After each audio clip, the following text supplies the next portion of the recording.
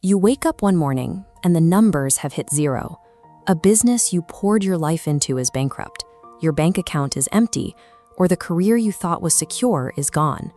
You are sitting in the wreckage of a complete collapse. Take two people experiencing that exact same financial catastrophe on the exact same day. 10 years later, one remains trapped by that moment, while the other has used that same event to build an entirely new enterprise from scratch. The starting point was identical. The divergence happens in how we process the loss. Most of us are conditioned to treat a sudden failure as a permanent stop sign.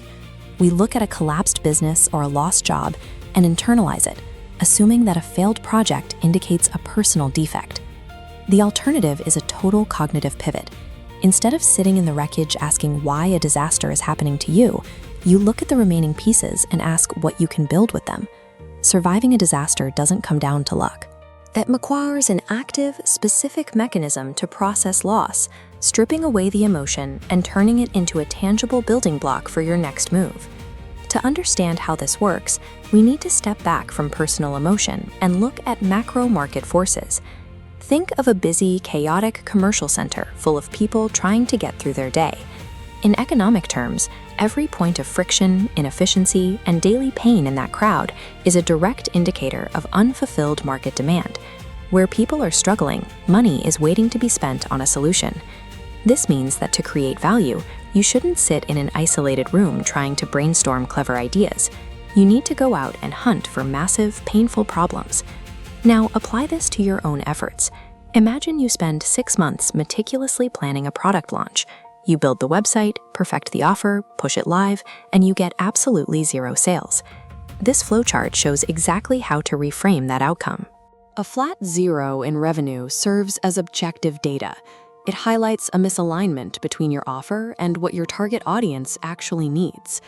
Consider an entrepreneur named Daniel. He spent months in isolation developing a new digital platform. On launch day, he's sitting at his desk staring at a dashboard that registers 0 sales. The instinct is to shut the laptop and quit. Instead, Daniel actively initiates a diagnostic pivot.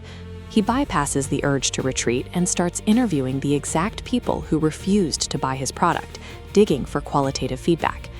Those conversations reveal a specific detail. The engineering of his product works perfectly. The issue is his marketing communication. Users simply don't understand why they need it. By extracting objective feedback from a subjective rejection, Daniel gains the information to recalibrate his messaging. The initial failure actively mapped out his path to gaining real market traction. Converting chaotic setbacks into actionable strategy requires a rigid operating system.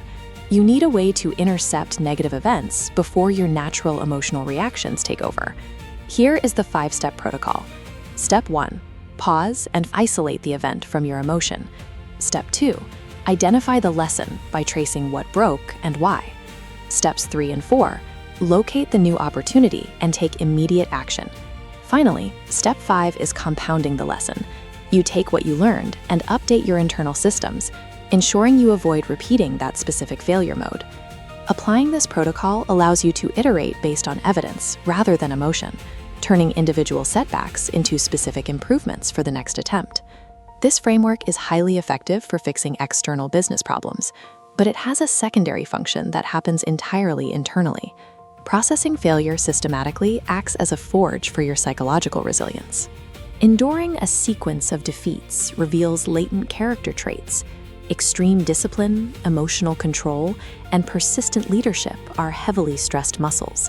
They cannot be developed during times of comfort and success.